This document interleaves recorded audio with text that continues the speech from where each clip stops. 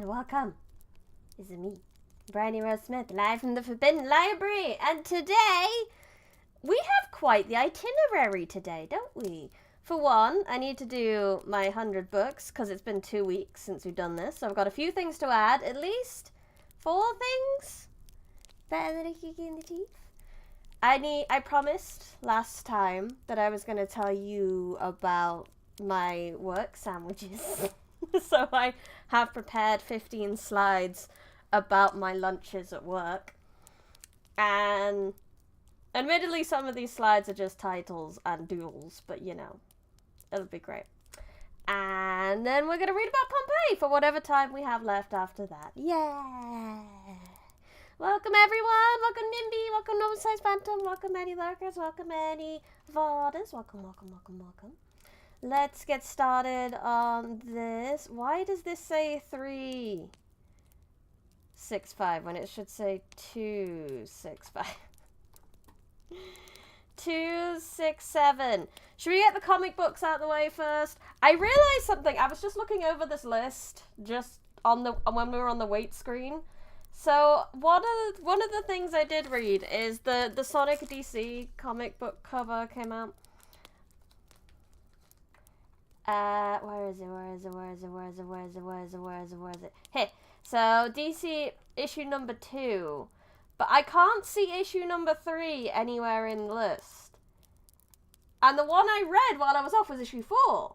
So I've got 2 of those to add that I just kind of forgot to add before. So let's give that a copy and a paste. So we've got issue 3.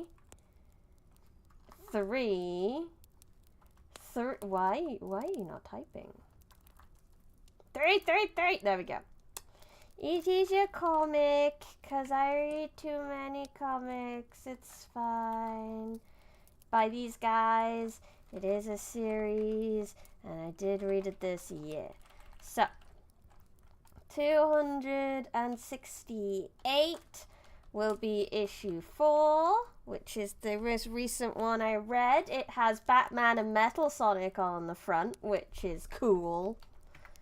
Although I didn't like this one as much because there wasn't as much of the actual, like, hedgehogs, which was a little bit sad. It was the Justice League taking on Sonic villains, which just wasn't as cool. Except for Superman taking on Eggman and being like, oh, honey. And Eggman just being like, haha, giant robot, and Superman just being like, no. No. Doesn't work like that. I'm far too strong for this shit. It's so funny. Series 2025. Okay. That's 2. Oof. Next one.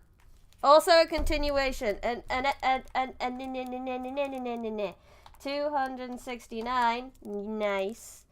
The Seasons. Okay, so I've done this one right, because it was the Seasons issue 5 I read. Issue 5. Give him the Condiment King fighting Batman energy. Kinda, yeah, that's basically it.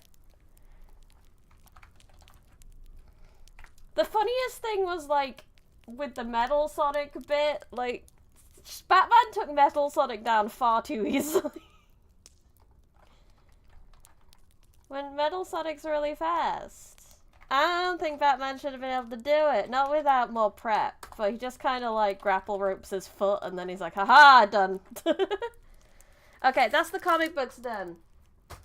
I have one more on my desk that's sitting there taunting me. Because if I don't put it on my desk, I will forget to read it. Which is very nice, but I haven't read it. Therefore, I cannot keep it.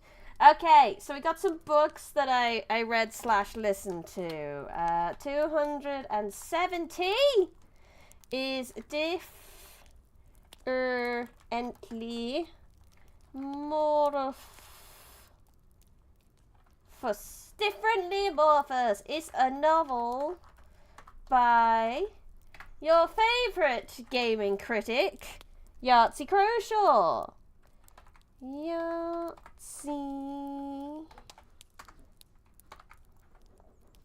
Croshaw.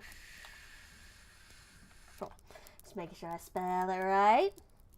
I know Metal Sonic is a real character, but every time I hear it, I think it's just Sonic just like Robert Halford shredding an electric guitar.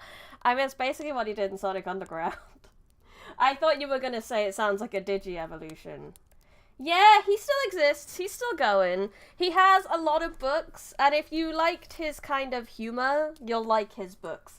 This one was like a British Men in Black, except the rather than dealing with aliens from space, they deal with aliens and eldritch beings from another dimension. Hi, Maiden, welcome. No wise, Maiden. This one is technically a series. The second one came out recently, I think. You excited to learn about my sandwiches? As you should. It's so exciting. 15 slides, bro. With diagrams. No graphs. I couldn't figure out a graph. I couldn't figure out a good graph. I don't really have good enough data, I'm not gonna lie. But we have many doodles and graphs. This slideshow I totally didn't throw together today. I also finished The Blood of Olympus, which is the final one in the Heroes of Olympus series. I know, 15 slides! It's gonna be so good. I'm so excited for you to see my lovely, lovely work. There's my Mr. Rick Riordan again. So I finished that series now. Yay! Oh no! Now I have to go on to Trials of Apollo if I want more of that series. But Blood of Olympus was basically like, hey, you know these like 7 demigods we've been following this whole time? And how the prophecy says they were super important? Nah, they are important, but not as important as this sweet little emo gay boy. Because he's the one who does all the heavy lifting. My baby boy. Nico. Anyway, so I enjoyed that. These 2 books, very good. Like I said, if you enjoyed Yahtzee's humor, highly recommend his books to you. The what? The sweet little emo gay boy. You heard me. You heard what I said. He's my baby boy. We love him. Right, so that is, as the Bible says, the sweet little emo gay boys will inherit the earth. Yes, yes, they will. Where's the label? Where's the label? There it is, Bookstore Freedom. There we go. So this takes us to 270. Oh, I have to do some maths. 20. Is it 20? Should this have been 30 the whole time? Have I got my math? Let me get a calculator out. I'm confused. Mother, can I have some money for McDonald's on Thursday? No, we have McDonald's at home. Get the chicken nugs out the freezer. Stick them in the air fryer. 10. 1, 2, 3. 10,000. Take 271. Okay, apparently we have even more because I've been doing this wrong. This is actually how many we had. I think we were supposed to have, before I did that, 34. That was where we were supposed to be. But we're actually at 29. So we've actually gained some due to my bad maths. McDonald's at home. I know, right?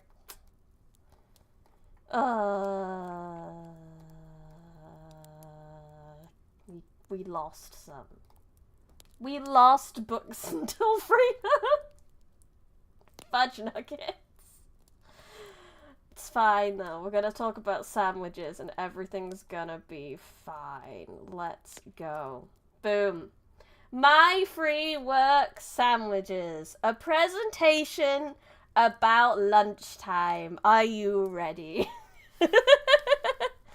Maths, it will ruin your life whether you want it to or not. Exactly, they said it was going to be useful in your life when you were in school, but what they meant is it would be the bane of your existence.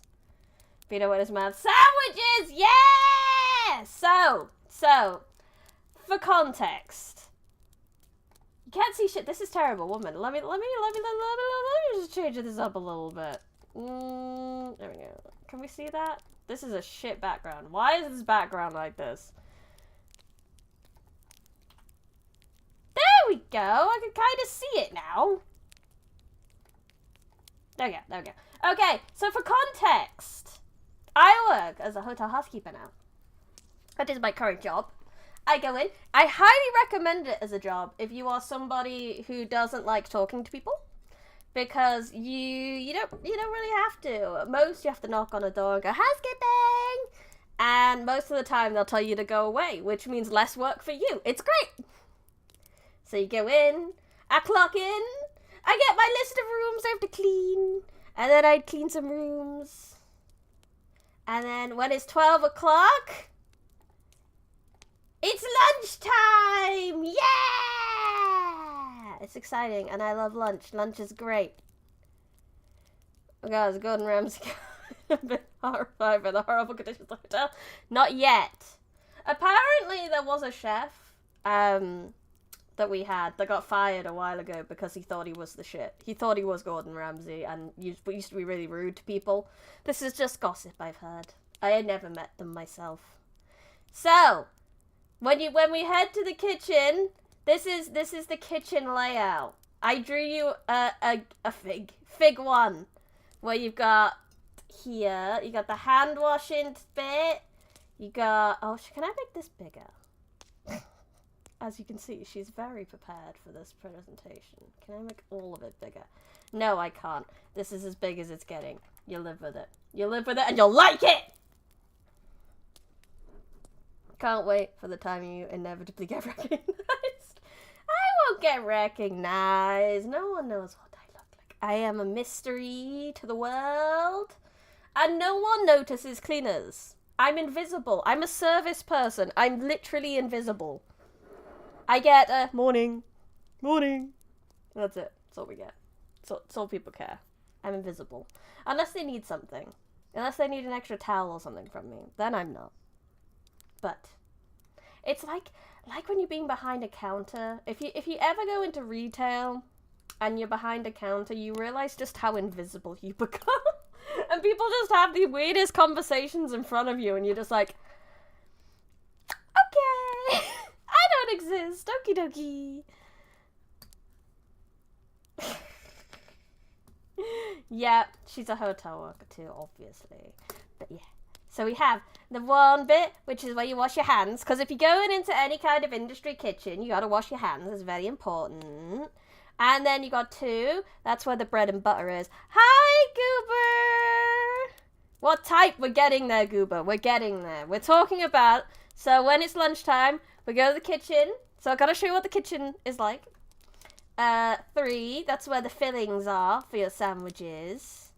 You've got 4, which is where the tea station is. You've got number 5, where you got to go get your mug for the tea. You've got number 6. There's a door here, and then there's like cutlery here. It's not toasted peanut butter and Nutella sandwiches. They sound lovely. Mine is a lot more basic than that. So you'll go get your spoon from here to make your tea. And then 7 is the bins, so that's where your tea bag is going, and the stuff when you're done. Very, very important kitchen layout. 4 is the most important one. Next up, 4 is the most important one. 100%. Next to 5. Yeah, because you can't use 4 without going to 5. But what if I want to make Kool-Aid instead of tea? Then you can't. This is just free work sandwiches. They're not rolling out the red carpet for people like me. Although I did walk down the hallway once and there was a red carpet on the floor, and I was very confused. I don't know who that red carpet was for, but it existed. But Goober, since it's only slightly back, for context, I work as a hotel housekeeper. When it's 12 o'clock, we go to lunch and we go to the kitchen. So here's the order of operations, because you're tired. Hello, Benjamin! I can restart some of the presentation. Just for you. I don't mind. We haven't got that far in. But yeah, so this is my presentation on my free work sandwiches. For context, I'm a hotel housekeeper. I clock in, I get my list of rooms to clean, I do some cleaning, and when it is 12, it is lunchtime, and we go to the kitchen, where I drew you a diagram of the kitchen. I will not recap the kitchen again, though. So you'll have to just memorize it. I cannot give you a double long reading stream today, unfortunately. I am still EP. Right, so when we go into the kitchen, this is the order of operations when we go into the kitchen. So, the first thing we do, we grab a mug. Very important. We grab a spoon from that little cutlery room I told you about. Shh, child. I probably spelled many, many things wrong. What is this background? Why are my backgrounds looking like this? It did not look like this when I saved it, I swear.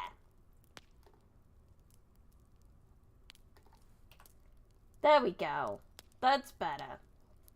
Okay, then you add the sugar, tea bag, and water to the mug, and then you leave the mug to sit and brew.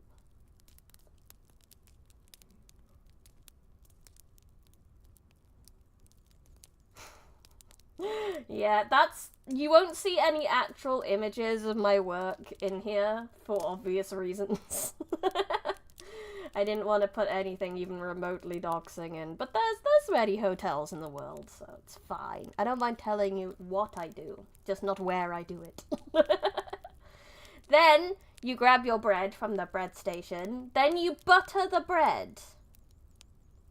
Then you select your fillings and you put it in the bread and complete your sandwich. Then, here's the trick.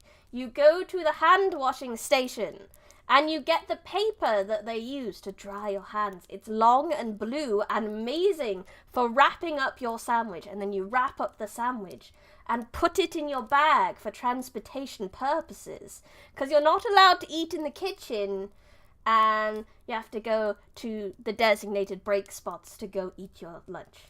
Then, now your tea should be brewed. So you go to your tea and you remove the tea bag and you add milk. And then you escape to a break area and enjoy your lunch. Yes. Tea.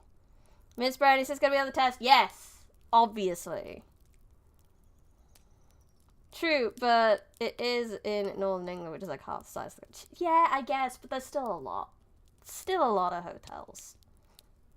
That's how we do it. So, making the sandwich. It's a good sandwich. I'm actually very happy with this job and my lunches.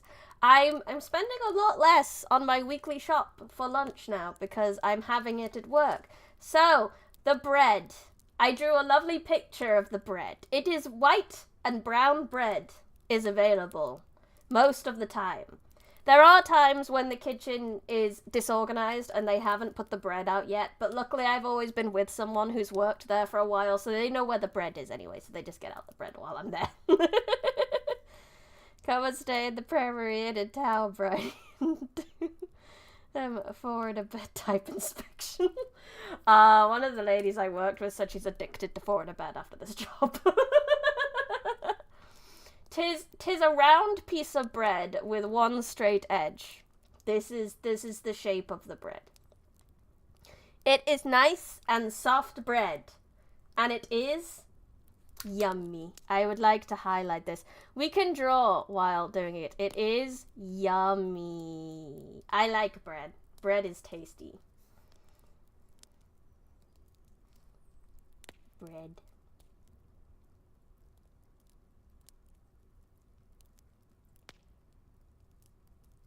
Like, I'd happily just eat bread and butter. I'm not gonna lie. Applause. Good bread, lads. Good bread. Yes, exactly.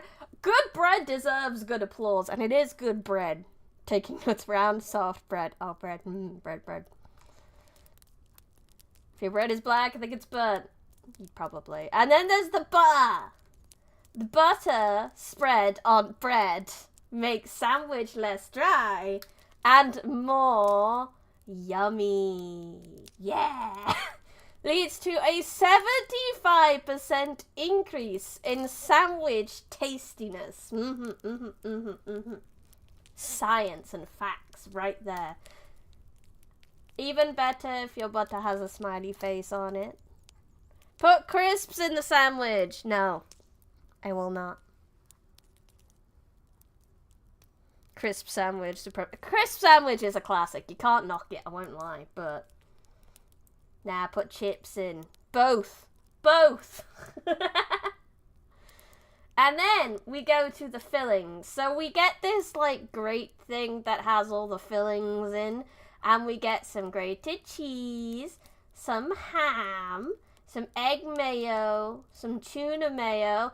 There's this stuff in there that I don't know what it is, and I think it's mustard, but I'm not sure. So, yeah, big question marks here. I don't know what it is. And I'm not gonna try it, or nor am I gonna ask. I'm just gonna avoid it. There's tomatoes and lettuce. And then you can ask for mayo if you want it, but I don't like mayo. That's why we have butter. I don't need mayo. We've got butter. Why would I need anything else? It's great. We got butter. Butter, butter, butter, butter, butter, butter. The mystery mustard. Try it for science. It might be delicious. No. No. I will not try the mustard. I hate mustard, for one. So if it is mustard, if I'm right, I'm not gonna like it. And then we got the paper. This is the paper that I told you about, and you put it in the tea brand tote bag. Yes, that I totally don't have. And it's just a brand tote bag with tea on it. The paper used to dry your hands with is also very useful for wrapping food and taking out of the kitchen. There are plates available, but this makes it easy to put in my bag. Then I have one hand free to open doors while my other carries the tea. You see, my other people... Hi, Chase! This is the Pompeii you signed up for. What do you want about?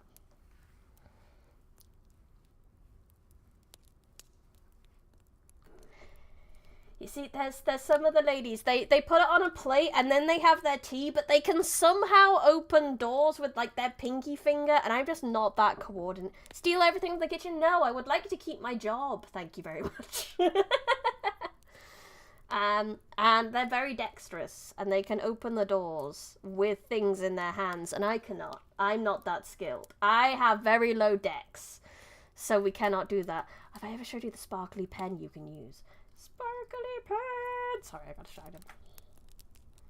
Bet you'll be at that level in 2 years. The lady I was working with had been there for 5 years. There's a chef that I was talking to who's been there for well over... longer than I've been born. It was wild. And finally, optional extras. So sometimes tasty things have been left over from breakfast, and the chefs are super nice, and they save it and let us use it for lunch. This is normally hash browns, sausages that can be used for sandwiches, or a Danish or a croissant that can be a nice extra treat. Have you tried eating the paper? No, I don't think it'll taste very nice. It hasn't been flavored in any way, so, like, I don't think it'd be good. I used to eat that, like, sugar rice paper when I was little, like the fake money rice paper. I loved that shit. Don't know why. And you're already old. Exactly, I'm already old. Imagine how old that guy is. There's people there that remind me of my grandparents working there. It's hilarious. Brian needs to level up her dex. Correct. Briony has terrible dex. That much you can guarantee. Like my pictures of a sausage and a croissant and a Danish. But I've had a pan of chocolate and a sort of cinnamon swirl Danish while I was there, and it was lovely. Good stuff. Nice snacks. And then I've had a sausage butty too, but that's spoilers. So, the Briony sandwich. What I have for lunch, very specifically. I'm a low-key basic bitch. And by this point, I think I was getting a little bit crazy while making this, because this is the next slide I ended up with. My regular sandwich is bread, butter, ham, done. Simple, but great. The one that makes you think of the crappy, like, sandwiches you got given as a kid. The basic briny butty. You don't need anything else, basic bitch. Ham sandwich, my beloved. If it works, don't fix it. What do you need? What more do you need? You got butter, you got ham. Ham sandwich is lovely. 10 out of 10. Good ham, good sandwich. Your lack of cheese disappoints me. Yeah, I deserve that. Don't worry, we have some variations later, but this is the regular sandwich. This is all I need to get my day done. This is all I need to survive, is a sandwich. There isn't bacon as a choice. I've gone through the choices. Bacon isn't a choice here. I do eat bacon. But we tend to save bacon sandwiches in our house for, like, special occasions. We don't have it very often. We like to keep it special. Like, it's our go-to, like, Christmas Day breakfast. It's one of our favourites for that. That's one of our traditions.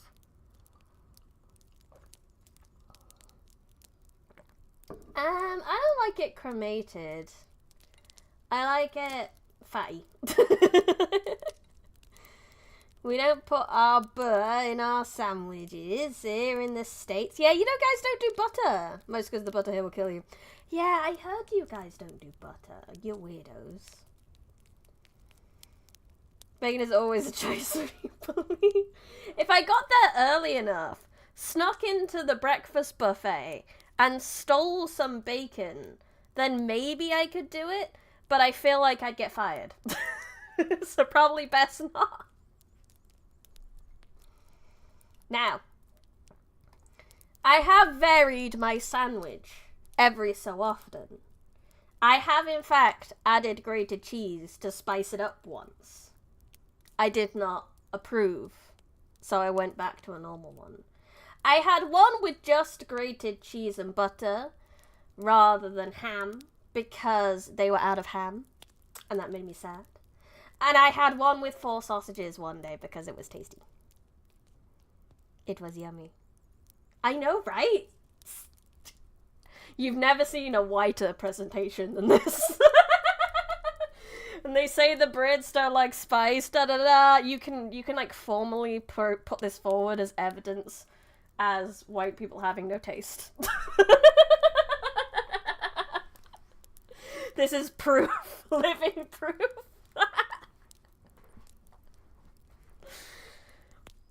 But yeah, so that's been my work sandwiches. They have been lovely and joyful. I take a bag of crisps and an apple. I'm white, how dare you? I'm sorry, Maiden, we don't have it. It's part of our terrible culture. We stole spices from the entire world and now we don't use them. Sausage sarnie is a great choice. Why not sausage sarnie on the reg? Because there's not always sausages. The sausages are like only if the chefs have saved them from, if there's any left over from the breakfast buffet, basically. Briony, I forgot you were British. You jump scared me saying Chris. Oh, you forgetting British. Blah. But crisp boy is a good shout, though. I might do a crisp boy at some point. Because I do take crisps with me. I take crisps and an apple with me. So I could have them with me sandwich. But that is all. That was 15 slides. We're done. The end. I will now be taking questions and insults over my taste. You may ask any questions that aren't doxing, obviously. I reserve the right to refuse your questions, but you may ask what you wish. I've never done an AMA, have I? I should probably do that at some point. Why am I British? I'd love to tell you when my ancestors decided to be British. I graded B for Brady. That's the best grade. But I don't. Apparently, we've been British for an incredibly long time. So I don't know. 15 slides to describe the most basic bitch sandwich possible.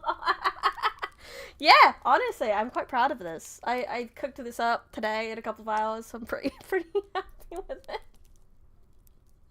I am a novelist. Why did you choose this fate?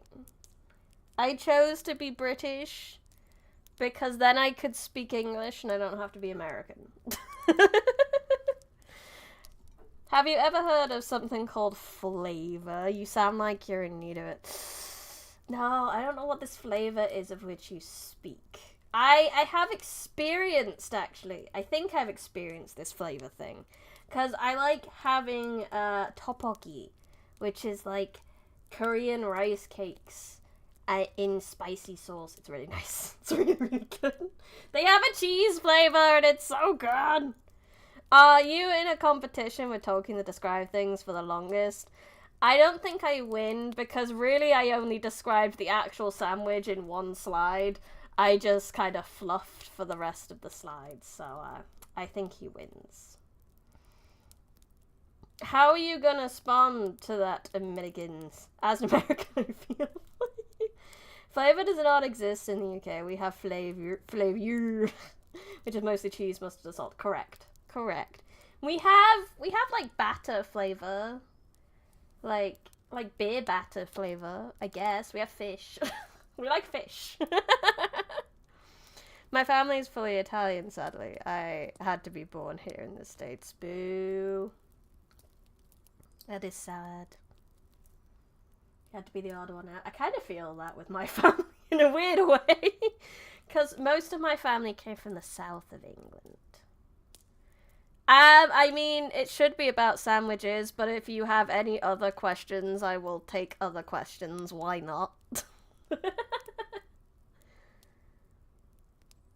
We do have jellied eels. I don't think I've ever had a jellied eel. Briony, what would you say is your main source of income is? This job. My hotel housekeeper job. YouTube or your actual job? I'm not a southerner. I was going to say most of my family's from the south, but I'm the only one who actually got born in the north. So I am the only northerner in the family. Thank you very much.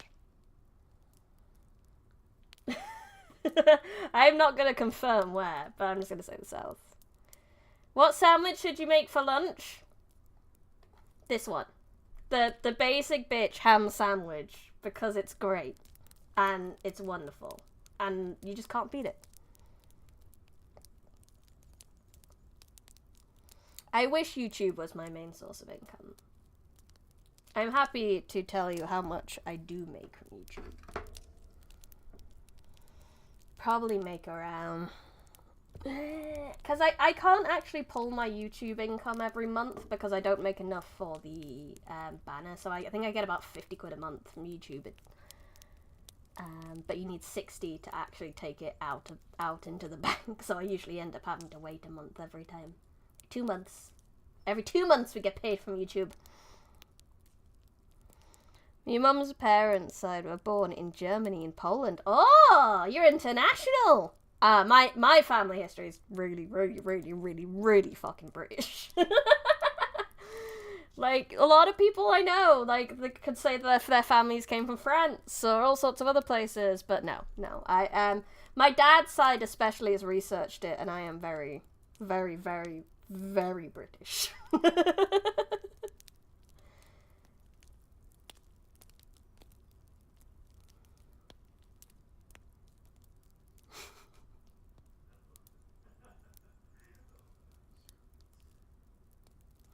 But that is all. That is the whole ass sandwich.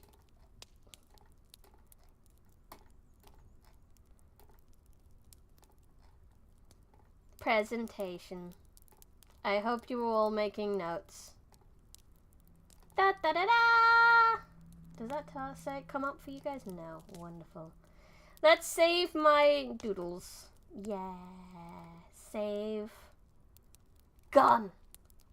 And now it is time to remove the source from OBS before I forget and it just sits there empty and taking up space because I'm an idiot. Present this at... No. God, present this stream at... No, God, no. I'm making a point at work to never mention my streams. Thank you very much. very... And a lot of them aren't tech savvy, so none of them are really gonna search things to do with me, so I should be fine. They should never find this, hopefully, maybe. Bing! 80k magical gold AdSense for your dodo! This means you get paid YouTube this month, right? I should, hopefully. Maybe. Thank you so much. You're the best. You guys are so kind. Apparently I told everyone on the first day of college I was a VTuber. I mean, that's fine in college. Like I said, I work with people older than I am, who I think explaining the concept of streaming to them would be difficult, let alone VTubing. Like, I remember telling my fiance's sister, or at least telling them that I stream. I don't normally, like, specifically say I'm a VTuber, but I remember fiance's sister and husband were looking like, so what do you do? Why do people want to watch you? They're very specific like that. It's a question. I'm like, I'm funny, I guess. I don't know. Like, are you really good at games? Or no. They found your TikTok account. See, I don't think any of them watch TikTok, so I think I'm fine. I'm like one of the youngest there. A lady I was working with is near retirement age, which is crazy. I give her lifts home now because she walks. She walks to work, and a work that's incredibly like cleaning is physical, very physical work. Can we go back to the AMA? Why do we watch? Why do you watch me? Why do you watch me? I think you watch me because I'm a goofy little goober. Because I have good vibes. I think that's the main reason. I have a nice voice. I know that much.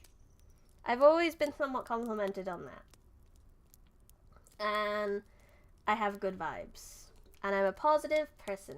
I like to think those are the reasons that you would watch me. Hi, Lucas! Good evening, or rather midnight to thee. Finally caught a stream after changing sleep schedules due to farming for discounts on online shops. Well, thank you for coming. I hope you're okay with that sleep schedule. I hope it's not dingies.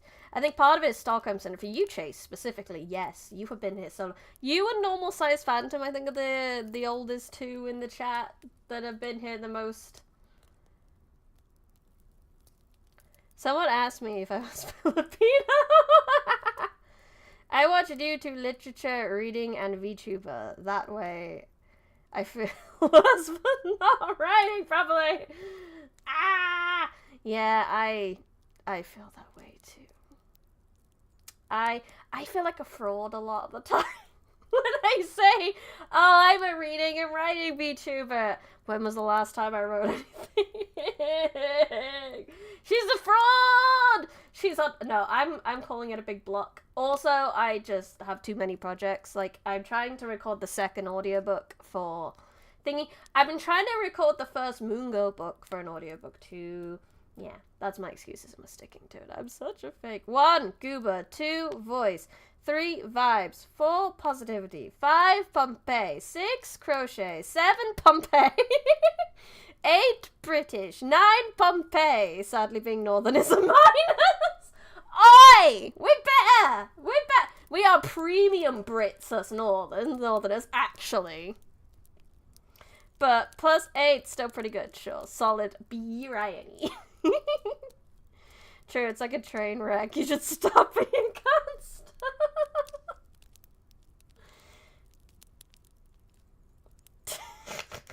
Maiden, down, Maiden, down! You can't make them see us as barbaric. We can't be doing this. We need to respond with decorum. You can't. Gotta hold it back.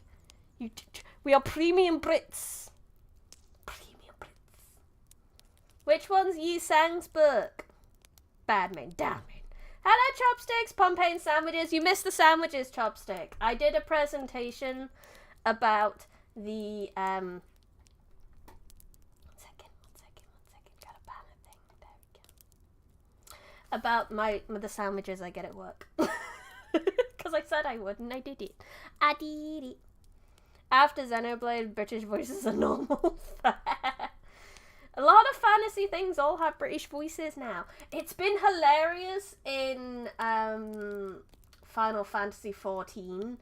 I realized that we've been getting American voices recently, and they just stand out so much. And I'm like, wait, what? You're American? Which makes sense since the new area is Mesoamerican based. But we went down to a place that was the Wild West, and they all had American accents, and it was so weird. I wasn't used to this. I was like, what is this? Where is all my Britishness gone? It's funny. That's alright, all the great things the North has given us, like Joy Division. Hey!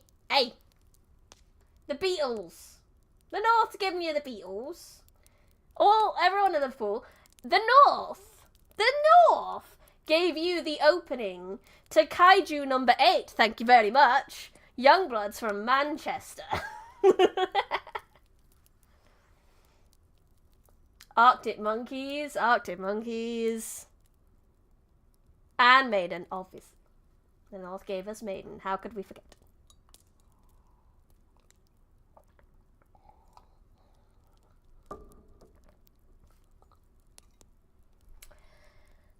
But Liverpool isn't North, otherwise I'm North. Liverpool's North? How do you say Liverpool's not North? Liverpool's totally northern. Bro, it's northwest. It's north. Do you think you live in the Midlands? Are you one of those people who wants to think they're living in the middle and doesn't pick a side? The last story on the way is also 100% British voices. Came alongside Xenoblade. No! I'm a plus 100, thank you very much. The North gave you me, I'm plus 100.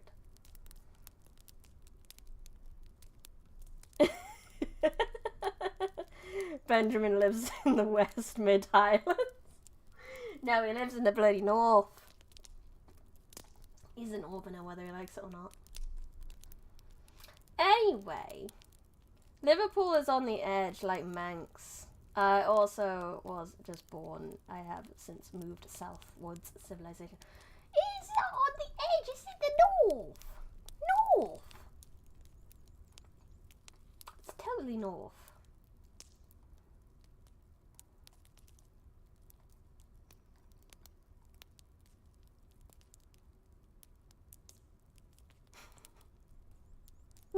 Yeah, don't dox yourself accidentally.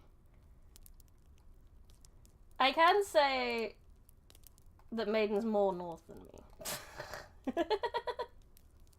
She's more powerfully north than I am. Anyway!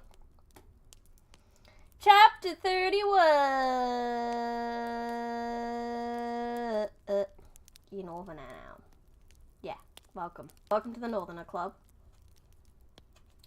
Streets, water system, and wayside shrines. Are you ready to learn about water and its distribution around a city?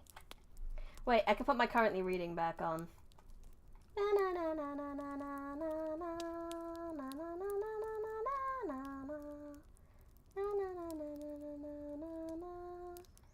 Where is it? Oh, there's so many labels. There it is. Da, da, da, da. I took it off because I didn't want anyone to be confused while we were talking about sandwiches. It's very important. Figs! Were my diagrams not good enough for you?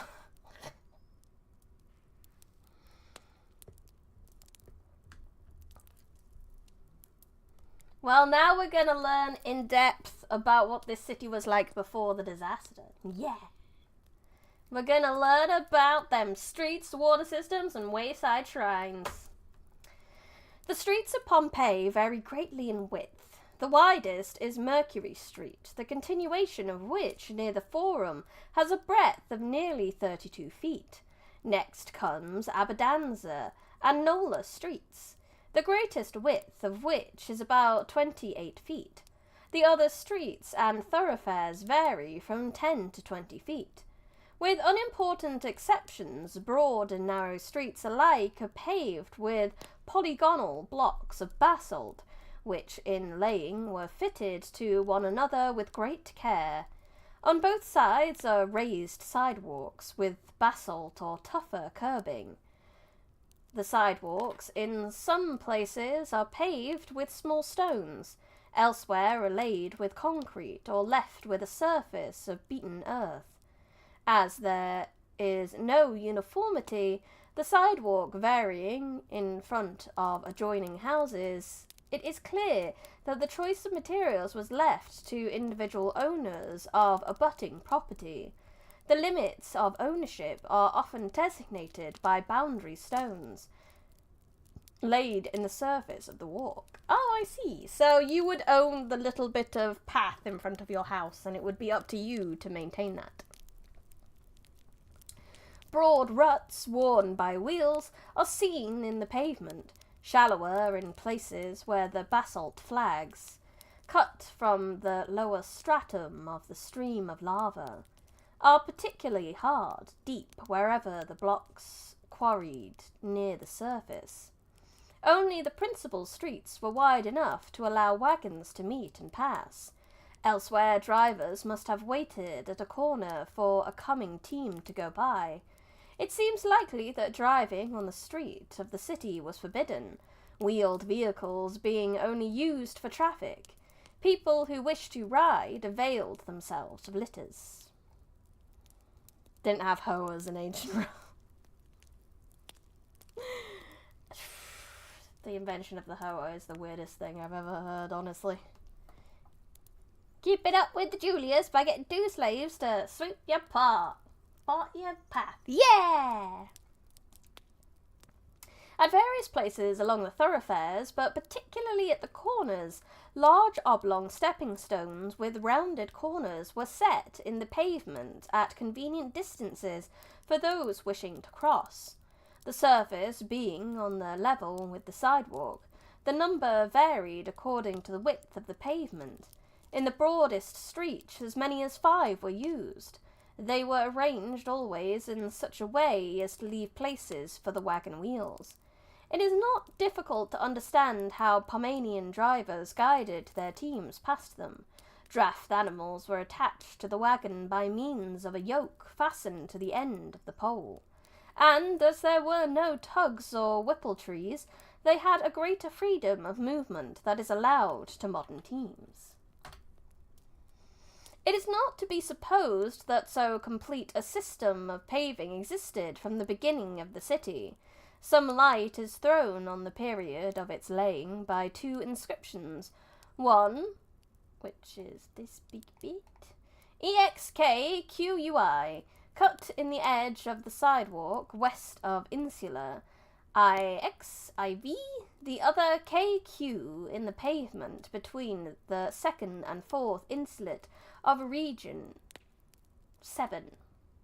Both are definitely dates, and full would read ex calendis quintupulus from the 1st day of July, and calendus quintisyllabus July 1st. Apparently they relate to the laying of the pavement. This was in place even in the unimportant side street of Region 7, when the inscriptions were cut, and so must go back to the time before the name of the month was Quintilius, was changed to Ilius or July.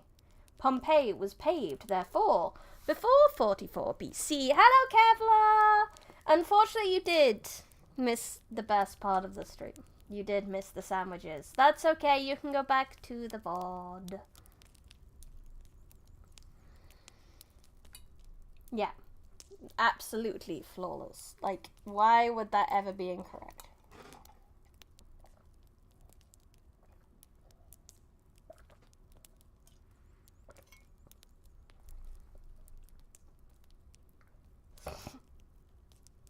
Bye, Lucas. Oh, this one's not new. This old thing! This was actually my first 3D outfit. I just haven't used it in a very long time. This was the one I used when I first debuted my 3D. It has my shoulder vents, which is very important. I like my shoulder vents. The stepping stones were particularly useful when there was a heavy rain, for the water then flowed in torrents down the streets, as it does today in Catania, where the inhabitants have light bridges which they throw over the crossing after a storm. There were covered conduits to carry off the surface drainage of the Forum, of one of which runs under the Strada del Secolo to the south, the other under the Via Marina to the west. Elsewhere the water rushed down the streets till it came near the city walls, where it was collected and carried off by a large storm sewers. These are still in successful operation, as are also the conduits at the Forum. One is at the west end of the Vico dei Soprasanti, another at the west end of Nola Street, and a third leads from Abadanza Street, where it crossed by Stabian Street towards the south. Shoulder vents should be my Yoshi mark. If there was a very particular emote for shoulder vents, that would be me. It's new to you! Yeah! That's fine. Just means I'm surprising you every day. That means there's probably one you haven't seen then. My pink dress. I haven't worn that in a long time either. We should wear the party dress at some point. I did think about wearing it for my birthday karaoke, which I still haven't uploaded, and I need to do that. I'm a smart cookie. Hello, Boris! Welcome! But I need to do that. It's on my list, I promise. I'm sorry. I'm sorry it's taken so long. There were other sewers in the city, but they were of small dimensions and have not been fully investigated. They seem generally to have been under sidewalks. They were not designed to receive surface water, but the drainage of houses. They cannot have served this purpose fully, however, for most of the closets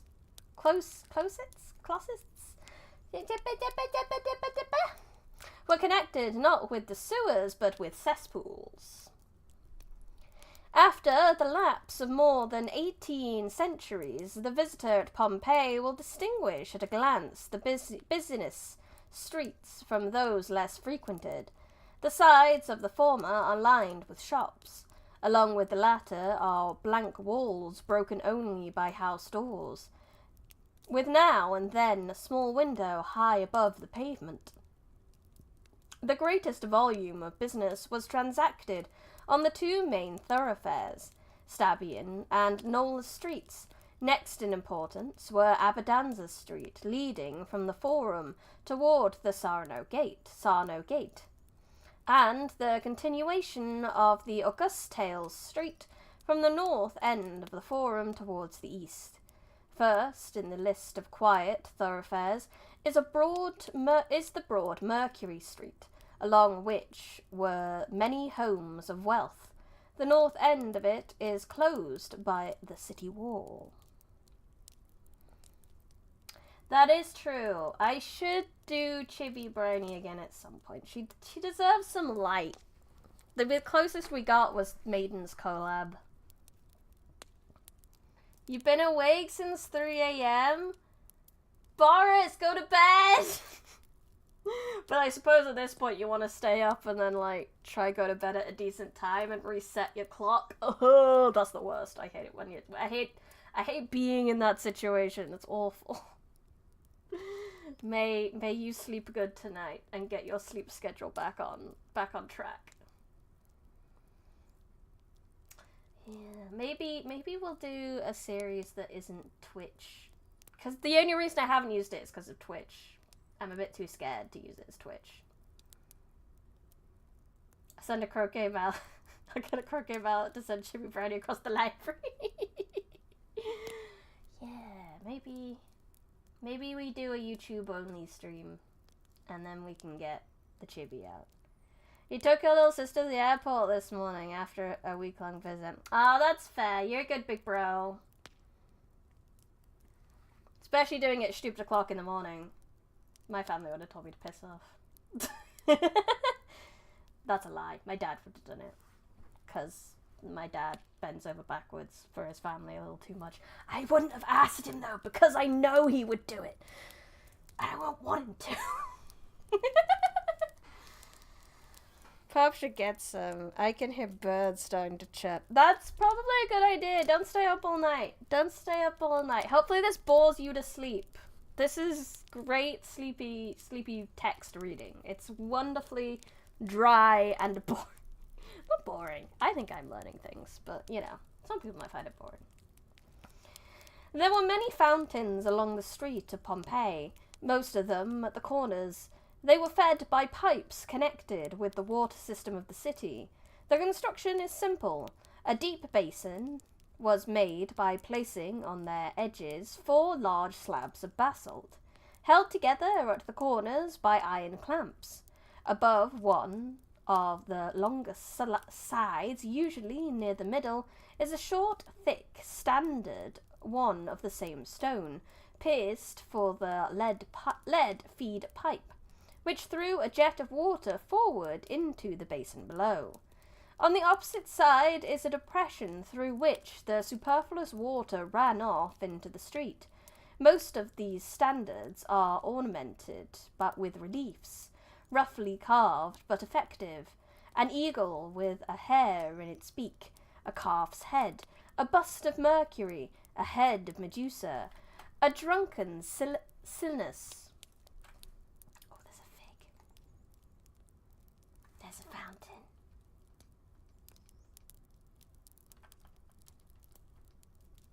Where were we? This is the risk of clicking on figs. I don't end up know where we are. Ah ha ha, found it. A drunken Silenus, or some other suitable design, arranged that the water would spurt from the mouth of the figure or from an amphoria. The amount of times we've mentioned that they used lead pipes back then. You would not be able to escape lead poisoning if you went back in time to this time period, it would seem. And I wonder what, like, widespread effect that had on the people, that they didn't know they were getting poisoned by it. I wonder. I mean, I don't think it's as bad as when, like, we were using lead in makeup and applying it directly to our faces. That was pretty bad. I don't know which is worse. Pre-indoor plumbing, public water supply is fascinating to me. Like, we use water all the time, but how much of... I know, it's wild, isn't it? You don't really think about it too much. But when there's something wrong and your water gets shut off temporarily, you suddenly realize, shit, I use so much water. How am I supposed to get water in the kettle? How am I supposed to have a shower? Flush the toilet? We use water for so much, and you don't really even realize it for a while. Yes, good old Boomer Leadster, yeah. Arsenic used to be in wallpapers, and lead was orgasm. Crazy. That's the key as to why the old times are always happier, because everyone was poisoned. I mean, we still drink alcohol to make ourselves happy, and that's not something our body likes either, so... Do you think in the future they'll look back on our alcohol consumption and be like, why did they ever do that? That's so weird. Why were they killing themselves? That's so stupid. Lead is still in aviation gasoline, but that is starting to change with changes in tech. Fascinating. Fascinating facts. Lead poisoning. I remember reading it's only an issue if the water is standing by lead. If it's constantly flowing, very little lead gets absorbed. That's true. Flowing water is always better. So if the basin was made of lead, we'd have an issue. Because the pipe is made of lead, we're kind of okay. Makes sense. Makes sense. Occasionally we found a fountain of finer material, that of Concordia Augusta of limestone, has already been mentioned in the neighbourhood of Porta Marina. There is a fountain of white marble with a relief showing a cock that has tripped over a jar, from the mouth of which the water flowed. Both these are more costly fountains, were probably the gift of private individuals, one presented to the city by Emancia, the other by the owner of the nearest house. All the fountains bear witness to long use by the depressions worn in the stone by the hands of those leaning forward to drink. Fascinating. The sheer amount of deadly poisons literally everywhere throughout human history makes it amazing we've survived so long. Honestly! And we're so good at finding poisons and being like, I like it, more of that, please. I heard something similar about why having lead pipes for our water supply isn't that much of an issue. Lovely organic uranium. Water towers stand at the sides of the streets, small pillars of masonry preserved ordinarily to the height of 20 feet. Usually on one side there is a deep perpendicular groove in which ran the pipe that carried the water to the top of the tower, where it was received by a small open reservoir, presumably of metal, and distributed through numerous small pipes leading to the fountains and to private houses. The sides of the tower are often covered with incrustations of lime deposits from the water, in which the impressions of the lead pipes are still to be seen. In the case of one tower at the northeast corner of Insula 6, a number of pipes have been preserved. A reservoir was placed also on the top of the commemorative arch at the lower end of Mercury Street, on which stood the bronze statue of Nero or Caligula. The traces of the pipes leading from it are clearly seen on the surface of the arch. Similar water towers are in use now in Constantinople and Palermo. I'm extra embarrassed about pronouncing cities that exist now badly.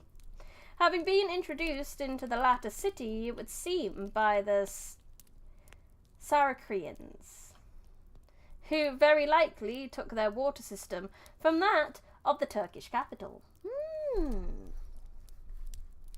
Teach a man to enrich uranium, and he can eat for a day. Feed a man enriched uranium, and he'll be full for the rest of his life. For the rest of his short life.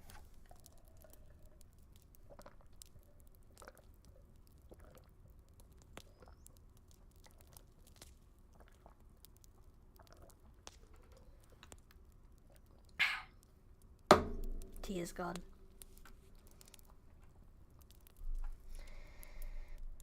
Saracens, thank you. People who fought against the Crusaders. Ah, like in Assassin's Creed. Yes, I know most of my history from video gaming. How can you tell? One of the things I was most excited about when, the Egyptian Assassin's Creed came out? Educational mode! My fiance bought it for me because I really wanted to play educational mode. I just wanted to run around and learn things. I don't care about murdering people. Can I just learn about Egypt? Yes, you can. Heck yeah, let's go. I didn't get to play it though because the game didn't work. It was secondhand and it didn't work. And I was very sad. How much is that on Steam right now, actually? There's Stales. We could have educational Assassin's Creed time. Assassin's Creed... I think it was Origins that had it. Sorry, I'm getting entirely distracted. I'm very good at that. Assassin's Creed Greece Odyssey, I think, also had a one. Yes! Odyssey had a TED. Oh my god, I want it. We could do little educational streams. Odyssey. I'm gonna check Origins first. Well, then again, Odyssey would kind of fit in with this, wouldn't it? We could.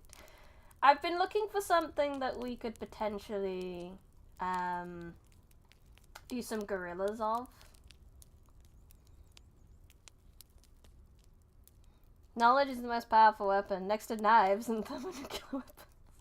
Forge your own legend. I don't care about that. New skill, blah blah blah blah blah blah blah. But educational mode though. It is huge discount at the moment. How much is it right now? Standard edition's only a tenner right now for Odyssey. But I need to make sure it definitely has the educational mode in. Otherwise I don't want it. I don't want to play a video game. I just want to learn. I just want to learn about history. Let's check Origins. How much is that right now? Oh, Origins is only 8 quid at the moment, so it's 18 quid for the two of them. And I've had some tips recently. I will give a Google and double check about the educational modes. Maybe we'll do those. That would be a really good time. You can tell it was the work of Briony the Assassin, because each of our victims were found with a graded pub. We're all going to be so good at random pub quizzes after these streams. It's going to be great. They're going to ask us random shit questions. I'm really distracted. I want to look now. Assassin's Creed educational modes. I'm really curious now.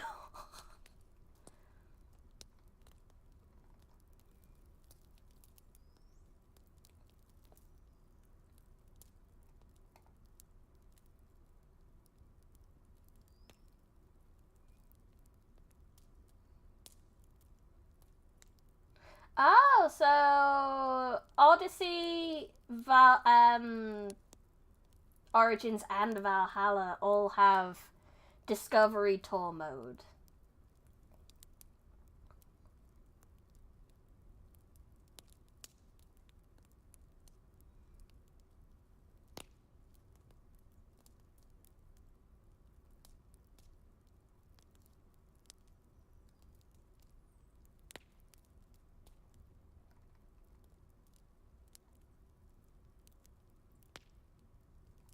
We're gonna. I might do that. That might be future streams. I'm quite excited. I'll carry a pub quiz so that when my number comes up, a can toss it at you. Make my escape. Oh no! You can't throw it back at me. Looks like some called Discovery Tour mode should be available to us. Yes. Okay, I might get one of those games then, and we might play that. That sounds really fun. In concert. Oh wait. I just want to double check my actual library. Who knows? I might have one of them in there. No. Is that mine and the fiance's Steam lists? Neither of us have a single Assassin's Creed to our name. That's wild. Neither of us do.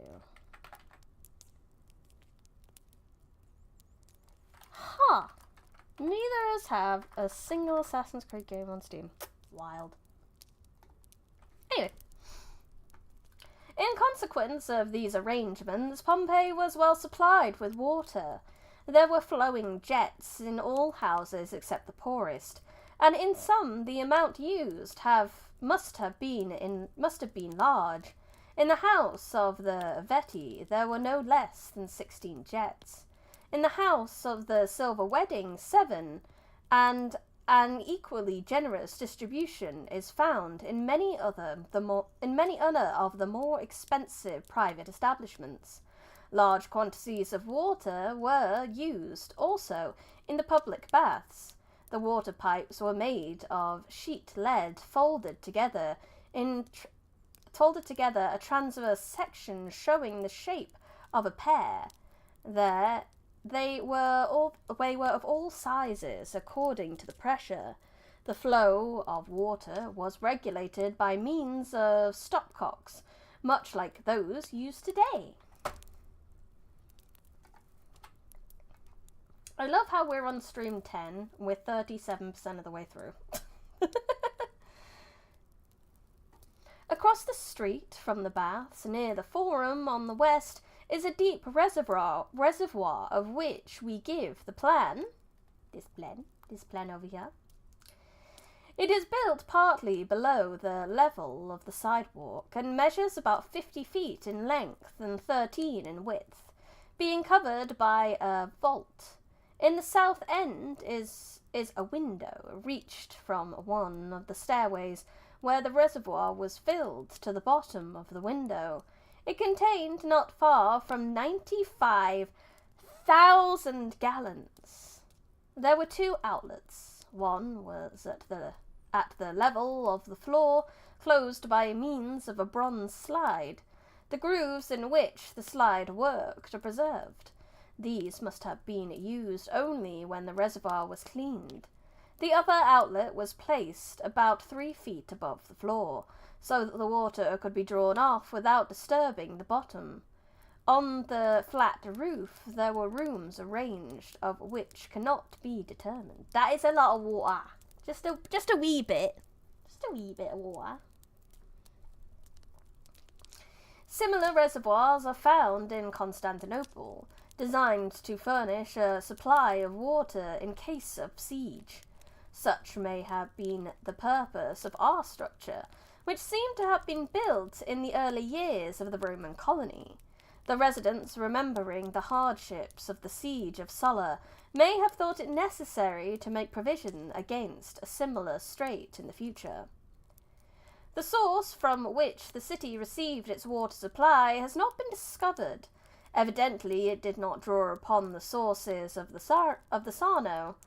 The water channel constructed by Fonta runs through the city at a height of less than 60 feet above the level of the sea, while the ancient aqueduct that supplied Pompeii had so great a head that in the highest parts of the city, more than 130 feet above the sea, it forced the water to the top of the water towers, at least 20 feet more. Copious springs can never have existed on the sides of Vesuvius. Water must have been brought to the city from the more distant mountains bounding the Campanian plain on the east.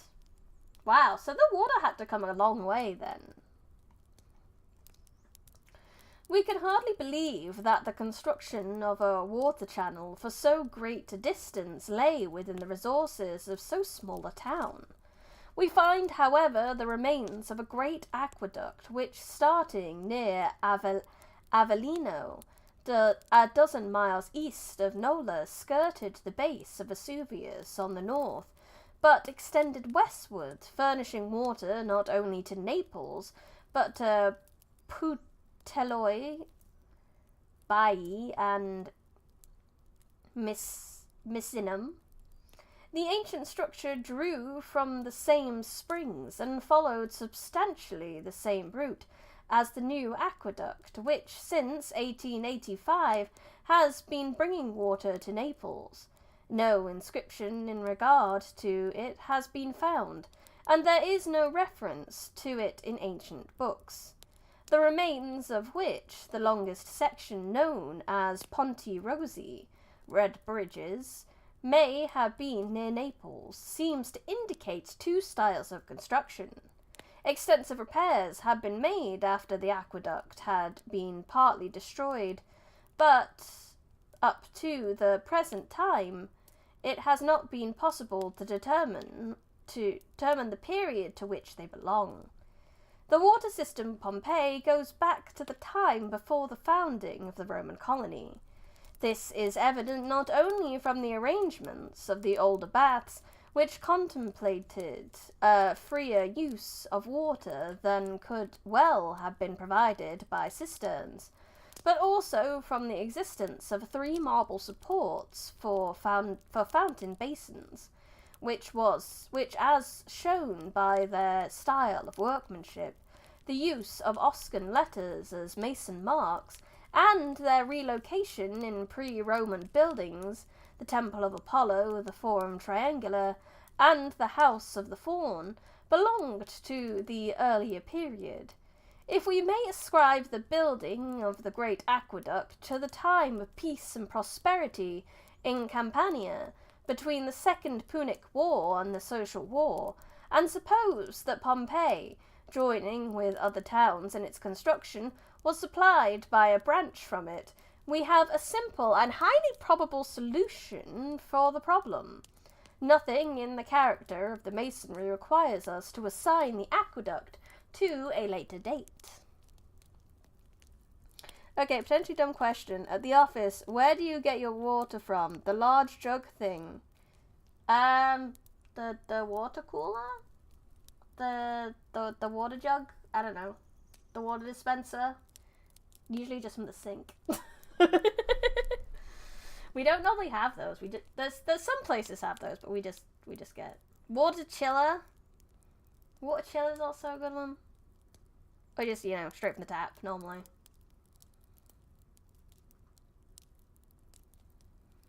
Tap, tap, tap, tap, tap, tap, tap. Sink water, yeah.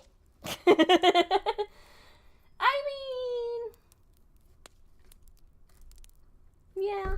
Sometimes the coffee machines had them. When I used to work at an office, the coffee machine used to dispense water as well. So we didn't have a separate water machine. And then the other 2 places I worked for were work from home, so then I definitely got it from the tap.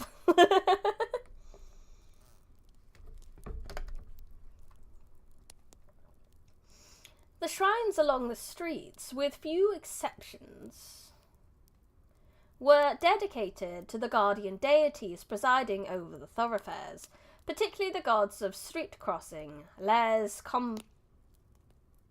compitales. The worship of these divinities in Rome was recognised by Augustus and placed in charge of the precinct wardens, Vicorum Magistri. I'm learning more about terms for English traditional to add to my English simplified dictionary. Ow. I'm pretty sure I've just heard it be called water cooler the most. Water chiller. Water dispenser. Big old jug.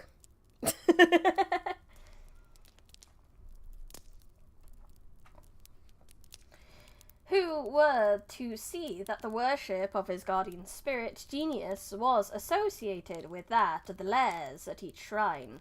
The arrangements at the capital were naturally followed by the colonies and other cities under Roman rule. Water fountain, yeah, because water fountain's a different thing. You'd have water fountains in schools, but not really in an office. But I guess it kind of translated over sometimes.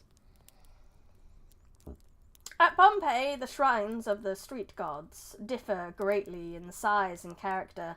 Sometimes there is a small altar against the side of a building, with 2 large serpents, personifications of the genius of the place, painted on the wall near it. One of the serpents, with a conspicuous crest, represents a male, the other a female. Snakes! Frequently, the place of the altar is taken by a niche in which the passerby could deposit his offerings. Our illustration, we see an ancient street altar which was carefully preserved when the central baths were built, a niche being made over it in the new wall. Oh, I see. That's cute. Representing the old but still building the new. Very cute. Sometimes a large altar is found, and the lares with the offerings are painted on the wall above it. Such a shrine may be seen at the northwest corner of Stabian and Nola Streets, between the fountain and the water tower. Back of the altar is a wall terminating in a gable. The tiles are modern, on which was a painted altar with 4 worshippers clad in togas, and a flute player, the inseparable accompaniment of a Roman sacrificial scene. At the sides were the 2 lares represented as youths, in loose tunics confined by a girdle, holding in one hand, high uplifted, a drinking horn, from which a jet of wine flows into a small pail. In the other hand, it is remarkable that we do not find in this or similar paintings at Pompeii any figure representing the genius of the emperor, while in private houses the genius of the proprietor often has a place with the lares, and sometimes the genius of the emperor genius of the emperor, in theory at least, as always remarked. The emperor stood to all men in the relation that the master of the house bore to the household. There was also a small chapel for the worship of the street gods on the west side of Stabian Street, near Abadanza Street. As may be seen from the accompanying plan, this little thing over here, we can view it larger. Big. At the left, as you enter, is a bench of masonry. At the rear, a long altar. In the wall at the right is a niche for the bronze or terracotta figures of the lares and the genius. For while the surface of the altar is divided into 2 parts, for the separate worship of the same divinities, a similar chapel is situated on the west side of Mercury Street. Street gods for the real podcast. For the streets, yeah. Here also we find a bench of masonry with 2 niches above it. In the middle was a block of limestone which may have been used as an altar. At the rear is a door leading into a small back room. This chapel was formerly thought to be a barber shop. They turned a barber shop into a chapel. Fascinating. It has been customary to assign to the street gods all of the shrines at the side of the street.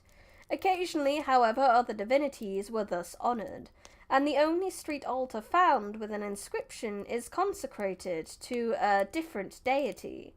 This altar is near Nola Street, on the east side of Insula 9.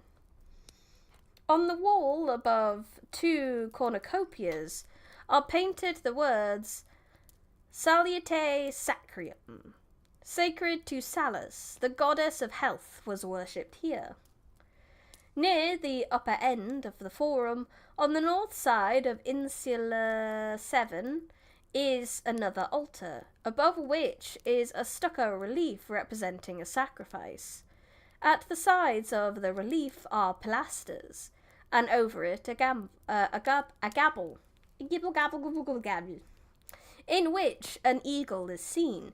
This indicates that the shrine was dedicated to Jupiter, because that's a sacred animal. The largest of the street altars of Tuffa stands free in a vaulted niche on the north side of Insula 8, but no traces of painting are to be seen near it. The gamba gamba gamba gimba gamba gamba gamba giba goop. Various divinities are painted on the outside of houses. The largest picture of this kind is at the corner of Abadanza Street, on the east side of Insula 8. It contains figures of the 12 gods, distinguished by their attributes: Vesta, Diana, Apollo, Ceres, Minerva, Jupiter, Juno, Vulcan, Venus, Paeania, Mars, Neptune, and Mercury. Underneath are the two serpents facing each other. On either side of a painting altar near the altar. Either side of a painted altar near the altar are other figures that cannot be plainly distinguished, probably of men offering sacrifice. This is not a shrine. There is no place for the offerings. The owner of the property, House of the Boar, desired to place his household under the protection of these gods, perhaps also to preserve the corner from defilement.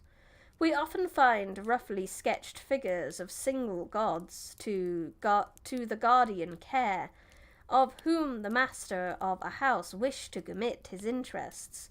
Most frequently Mercury, the patron divinity of traders, and Bacchus, but also Jupiter, Minerva, and Hercules, or Heracles, whichever you prefer. Sometimes merely a pair of serpents are painted on a wall in order to give a religious association to the place, as a means of protection. I kind of like that idea, because I don't know, I'd like the idea of going around and seeing more art in the world. Even if it's for, like, religious purposes. It's home security purposes. You graffiti your house for the sake of home security. You can't fuck up my house. It's got Zeus on it, motherfucker. BRB drove Bacchus all over my house to encourage more drinking. Yay!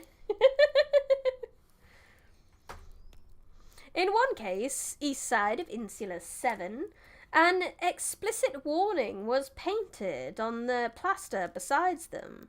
No place for loafers here, move along! Those damn kids, get off my lawn! We found an old man! Perfection.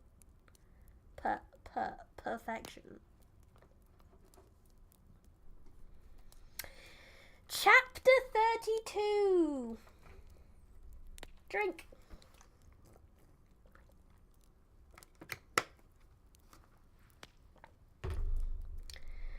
The defences of the city. Ooh. What did they have in case they got attacked? From the military point of view, Pompeii at the time of the eruption did not possess a system of defences. For many years previously, the city wall had been kept in repair only as a convenience in matters of civil administration, and the gates had long since lost all appearance of preparedness to resist attack. The fortifications are not, however, without interest. They form a massive and conspicuous portion of the ruins, and as a survival from an earlier period, they have recorded many evidences of suggestive changes through which the city passed. The relation of the wall to the configuration of the height on which Pompeii stood was pointed out in connection with our general survey of the city. Along with the southwest side, at the time of the eruption, it had almost completely disappeared. Here where the slope was deepest, and the city best defended by nature, the wall had been removed, and its place occupied by houses.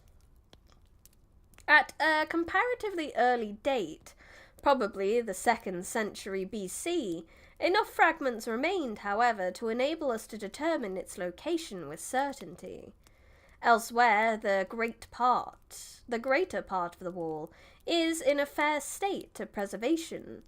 The towers did not belong to the original structure, and one of the gates, in its present form, is still more recent origin.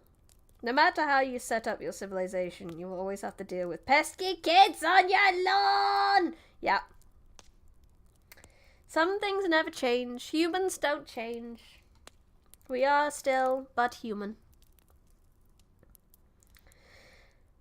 The construction of the wall will be readily understood with the help of the accompanying illustrations. Yay, illustrations! the accompanying illustration. First, 2 parallel stone walls were built, about 15 feet apart and 28 inches thick. Both walls were strengthened on the side toward the city by numerous buttresses, the inner wall being further supported by massive abutments. Much abutments, so many butts. Projecting into the space between. This space was filled with earth. When the desired height of 26 or 28 feet was reached, a breastwork was of parapets was constructed on the outer wall. The inner wall was carried up about 16 feet above. Sorry. I've started and now I can't stop. Above the passageway on the top, as a shield against the weapons of the enemy, preventing the missiles from going over into the town and causing them to fall where the garrison could easily pick them up and hurl them back again. Rainwater falling on the top flowed toward the outside and was carried beyond the face of the masonry by stone waterspouts. I am a mature adult. So very, very mature. We did just talk about butts and breasts, though, and I didn't know this stream would get so dirty. Didn't know Pompeii was like this.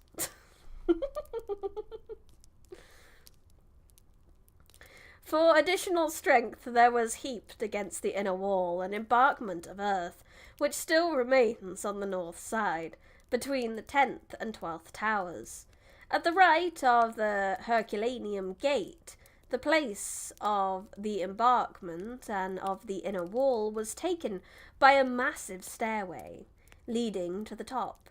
Originally, the stairs extended east about 270 feet, but afterwards they were demolished for the greater part of the distance, and houses were built close to the wall. There is a similar stairway of the same kind east of the Stabian Gate. Hi, howdy, welcome. In the original structure, both outer and inner walls were built of hewn blocks of tufa and limestone, but we find portions of the outer wall and all the towers of lava rubble, the surface of which was covered with stucco. The towers were already standing, as shown by inscriptions, at the time of the Social War. We are therefore safe in believing that in the period of peace following the Second Punic War, the walls were not kept in repair, some parts of the outer wall being utilized as a quarry for building stone. With the advent of the Social War, they were hastily repaired on the north, east, and south sides, and strengthened by towers, but that no attempt was made to renew the fortifications on the steep southwest side, between the Herculaneum Gate and the Forum Triangular, where the line of old wall was covered with buildings. I see. Stabby Gate. Stabby Gate. So it's a big old wall that they ended up kind of taking apart for more building stuff. I've heard of that somewhere. I think I went to a castle somewhere where something very similar had happened. Turning once important buildings and walls into stone quarries. Classic Greek. Yeah! It's a very classic thing to do. Like, why don't we just use the stone that's there, bro? It'd be easier than going to get more. Sure, that sounds like a good thing. I'm sure we won't be attacked anytime soon. Stabby Gate and the lesser-known sequel Steins Gate. When the towers were added, probably not long before 90 BC, they were not distributed evenly along the wall, but were placed where they seemed to be most needed. The western portion of the ridge between the Herculaneum and the Capua gates was particularly favourable for the approach of an enemy, Hence, 3 towers were built near together here, numbered 10, 11 and 12 on Plan I. Captain! /1. The Roman Colosseum has a giant missing wall, not because of degradation, but because they took the rocks from it. Classic. Lots of Hadrian's Wall was repurposed into stone for local farmers. Makes sense. It's happened everywhere. I forget where I heard this, but it was that the idea of preserving architecture of unused building is more a modern concept. It is. Well, back then, like, we have so many conveniences now, we don't have to kind of worry about resources as much. Like, we have so many conveniences to get the rocks from other places. We don't have to worry about breaking our backs, getting more from the quarry. It makes a lot of sense that back then they would have repurposed things and maybe not seen as much value in it.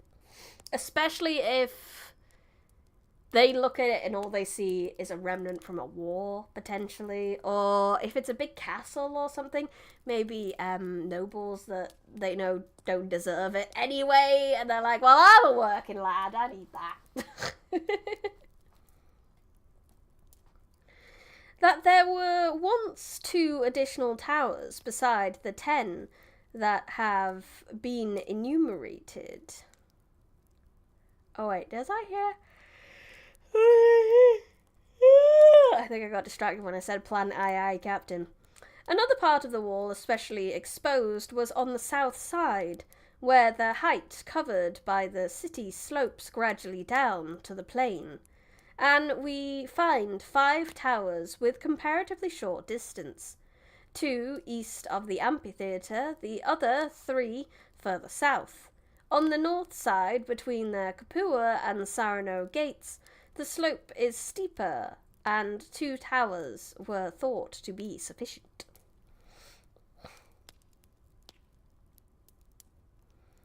The Rosetta Stone, that rock that led us to deciphering hieroglyphs, was found as a table in a house by Napoleon's army. Of course it was. Of course it was. Makes so much sense. That there were once 2 additional towers besides the 10 that have been enumerated is evidence from several Oscan inscriptions painted in red letters on the street walls of houses. One of them, near the southwest corner of the House of the Faun, reads, "This way leads between towers 10 and 11, where Titus Ficinus is in command."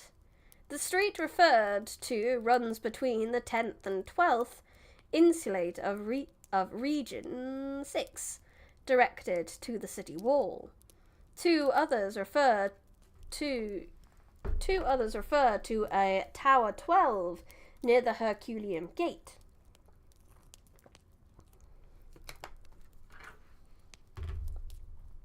This is part of the fortifications being in charge of Maris and Dirius. Tius Phidius Fistus. I gotta go on a very quick BRB. Sorry, BRB.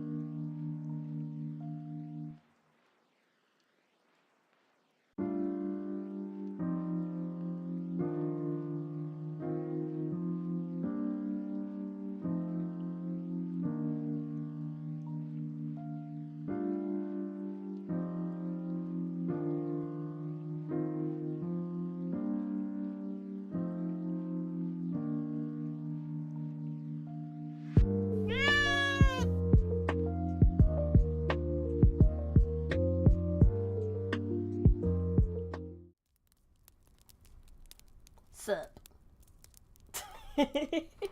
Hello. I return.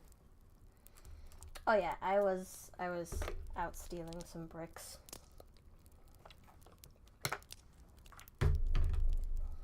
Gonna put a roof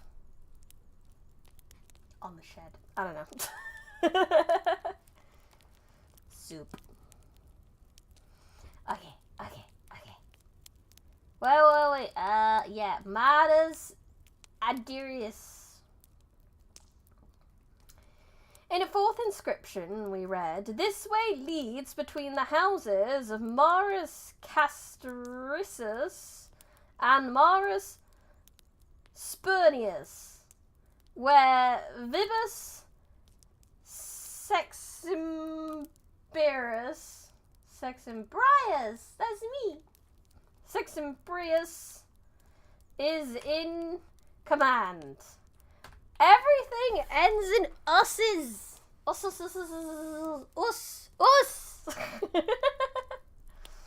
In 1897, a fifth inscription became visible on the north side of Insula 8, where it had been concealed by a coat of plaster. This way leads to the city building and to Minerva. The street referred to is seemingly the blind alley which formerly ran through the insula. If this is correct, the sanctuary of Minerva is the Doric temple in the Forum Triangular, but the city building cannot be identified.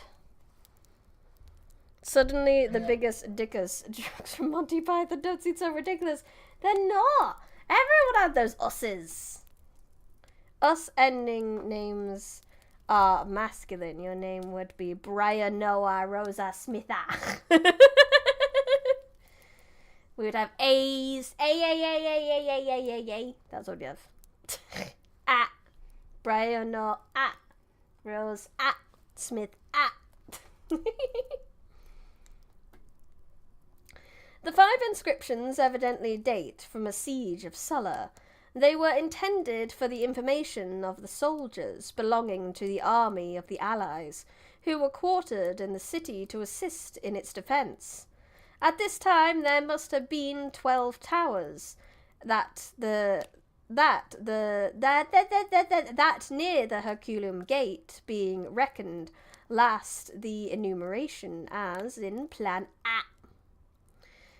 But the location of the 2 that have disappeared has not been determined. Another suggestive reminder of the same siege is the name LSVLA scratched by a soldier in the stucco on the inside of Tower 10 near a loophole. Normalus Caesius Phantomus. Lovely to have you here this evening. Boreas Acius. Trying to pronounce the name leads to some interesting ways of writing out the pronunciation. Howdius Crusadius. The Romans knew it wasn't about you or them or me. It's always about the us.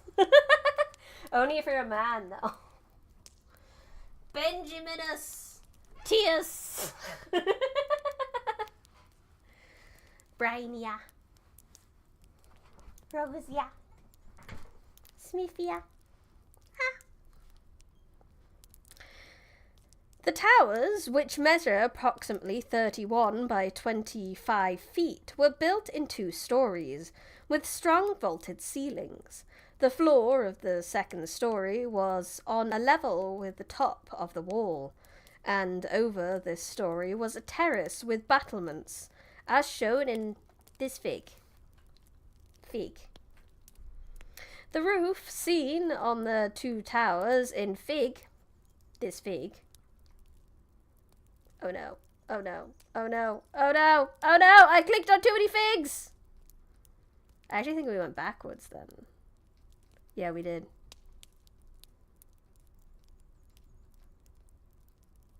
Those fig hyperlinks are so dangerous.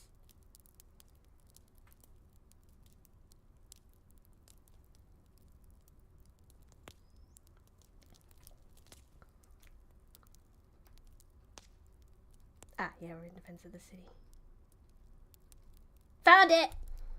Was a later addition made when the city walls were no longer needed as a means of defense.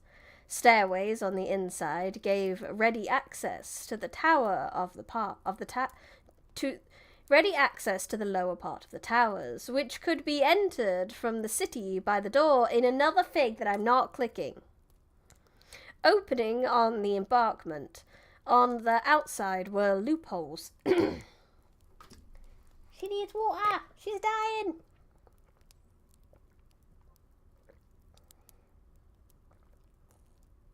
We're on 3 digit of figs.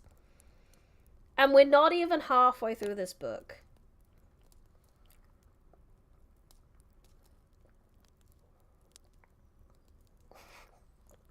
I do want to click on the fig, I won't lie.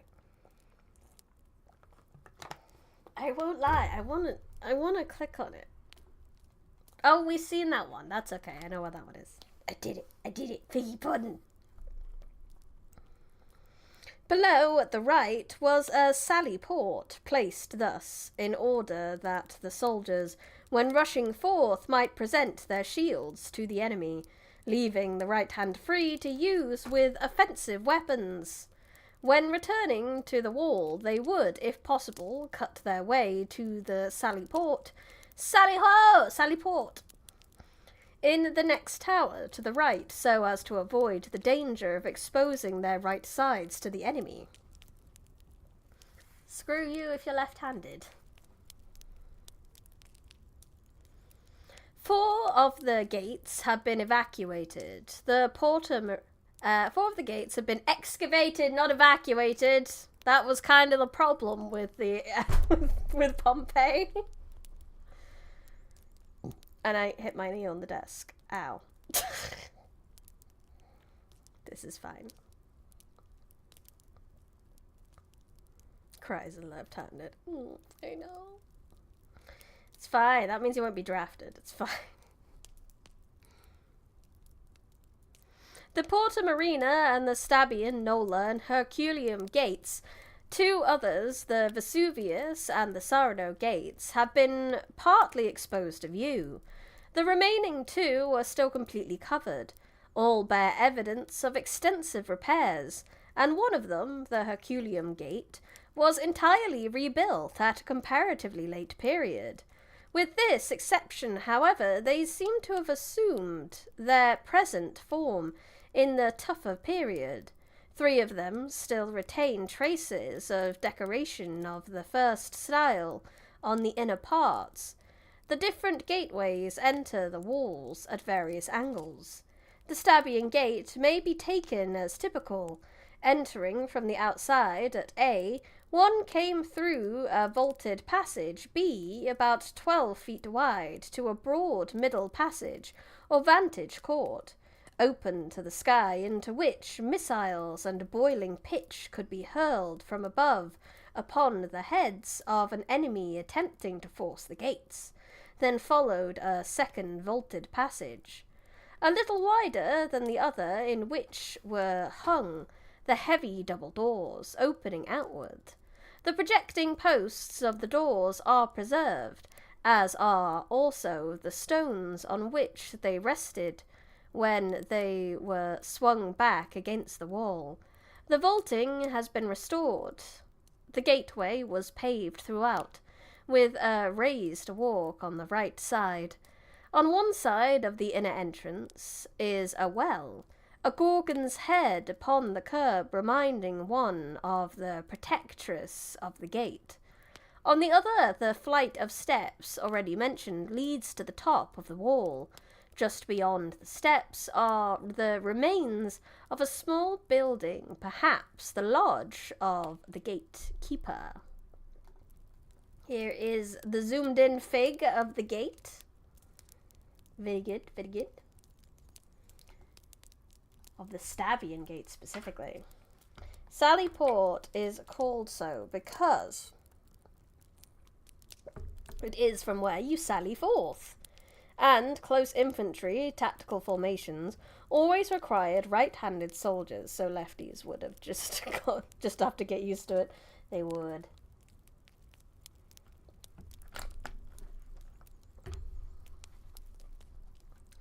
The patron divinity of the gates, Minerva, was probably honoured with a small statue in the niche still to be seen in the wall of the vantage court. 2 inscriptions commemorate the marking of repairs on the thoroughfare passing under the gateway. One of them is the Oscan inscription recording the work of the Adelaides, Citus and Pontius, to which reference has already been made. The other is in Latin and of much later date. It informs us that Dumfries L. Avinus Flaccus and Q. Spedius Firmus at their own expense paved the road from the milestone, which must have been near the gate, to the station of the gig drivers, at the limits of the territory of Parmenians. The Roman gigs were very light and adapted for rapid travelling. They were drawn by horses or mules and were kept for hire at stations along the highways. The site of the station between Pompeii and Stabiae is not known. Fun info! Most medieval castles are built so that right-handed mercs attacking upstairs by being narrow and clockwise to block the right of the body. Left-handed mercs are paid more because of this. Yes! I remember learning that one! That's why. So they could swing their swords in the right hands.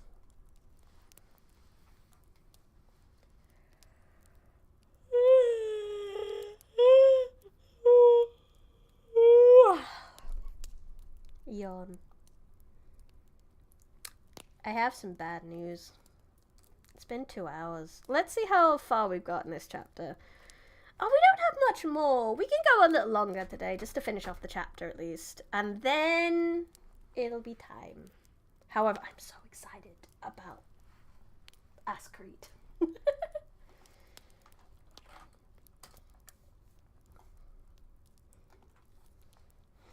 All the castle staircases I've been were way too small to swing, so I was just saying, well, I guess you could take a little knife, stabby dagger. When in doubt, stabby dagger. The Nola Gate and the particularly excavated Vesuvius and Sarno gates. Thank you for the follow. I appreciate it. 10 out of 10. You made a good choice today. You made a very good choice. If you'd like some education with your VTubing. Don't leave us, Briony. Besides, Sabbath stream doesn't stop like 10, 15 minutes. Just a little bit. We're doing a little bit longer today. Because we didn't do it last week. So I'm going to at least finish. Follow the plan just described, all essential particulars. The inner keystone of the Nola Gate, facing the city, is ornamented with a helmeted head of Minerva, in high relief, which, being of tougher, has suffered from exposure to the weather. There was once an Oscan inscription nearby, which stated that the chief executive officer of the city, Vibius Popidius, led the contract for building this gate, and accepted the structure from the contractor. The front of the Porta Marina has the appearance of a tower projecting from the wall. The gateway consists simply of 2 vaulted entrances of unequal width, one for vehicles, the other at the left for pedestrians. Both were closed by doors in the niche at the right of the wider passage. The lower part of a terracotta statue of Minerva was found. There was no vantage court, no inner passage, but in the early years of the Roman colony, the steep lower end of the Via Marina, from the distance of 70 feet, was covered with a vaulted roof. which still remains. Opening into this corridor on the right is a long, narrow room which formed a part of the foundation of the court of the temple of Venus Pompeii, and is now used as a museum. This gate in its present form could hardly have been intended for defence. It was adapted rather for administrative purposes, and must have been built probably in the place of an earlier structure. In a period when the possibility of war seemed remote, such a time as previously marked was the 2nd century BC, particularly the latter half after the destruction of Carthage. The corners of the entrances are opus mixtum, a course of brick-shaped blocks of stone alternating with 3 courses of brick. A still more peaceful aspect is presented by the Herculean Gate. The style of masonry rubble work with opus mixtum at the corners points to the end of the Republic rather than to the Empire as the period of construction. Here we find 3 vaulted passages, the middle one for vehicles, those on either side for pedestrians. The vaulting over the middle part of the gate has disappeared, but according to appearances, a vantage court was left here, in the middle passage, if not in those at the sides. At the inner end of this court, the gates were placed. The greater part of the structure served no purpose for utility. It was obviously designed as a monumental entrance to the city. And we did it. Da da da da! And now we're going to learn about where people lived. We still have so much of this book left. We've only just gotten to part 2 of this book. Where we're going to learn about people's houses. And then eventually we get to this bit. But these parts aren't as big, to be fair. And the conclusion.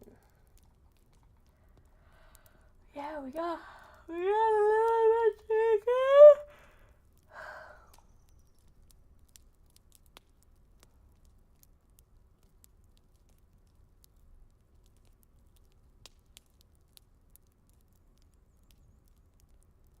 It's just Vinland Saga going into prologue after like 100-something chapters. Yeah, basically.